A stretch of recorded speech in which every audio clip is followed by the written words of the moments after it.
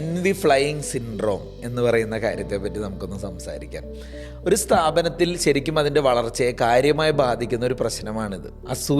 അസൂയയോടുകൂടി സഹപ്രവർത്തകരെ കാണുന്ന അവസ്ഥ ഒന്ന് ആലോചിച്ച് നോക്കൂ. നമ്മുടെ കൂട്ടത്തിലുള്ള ആളുകളുടെ സക്സസ്സോ അച്ചീവ്മെൻറ്റ്സ് ഒക്കെ ഉണ്ടാകുമ്പോൾ അതിനോട് അസൂയ തോന്നി തുടങ്ങിയാൽ ഇത് ശരിക്കും പറഞ്ഞാൽ ഒരു ഫ്ലൈയിങ് സിൻഡ്രോമായി മാറാണ്. പറന്ന് നടന്ന് പ്രശ്നങ്ങളെ വ്യാപിപ്പിക്കുന്ന അവസ്ഥ. നമുക്ക് മറ്റൊരാളോട് അസൂയ തോന്നുമ്പോൾ അവർക്ക് പിന്നീട് നമ്മളോട് അസൂയ തോന്നുന്ന അവസ്ഥ. ഇങ്ങനൊരു കൾച്ചർ ഓർഗനൈസേഷനിൽ ഉണ്ടായിക്കഴിഞ്ഞാൽ അത് കൊളാബറേഷനെയും ടീം വർക്കിനെയും സാരമായി ബാധിക്കും. ഇപ്പോൾ ഒരു സ്ഥാപനത്തിൽ നിന്ന് ഒഴിവാക്കേണ്ട ഏറ്റവും പ്രധാനപ്പെട്ട കാര്യങ്ങളിലൊന്നാണ് ഈ എൻവി ഫ്ലൈയിങ് സിൻഡ്രോം എന്ന് പറയുന്നത്.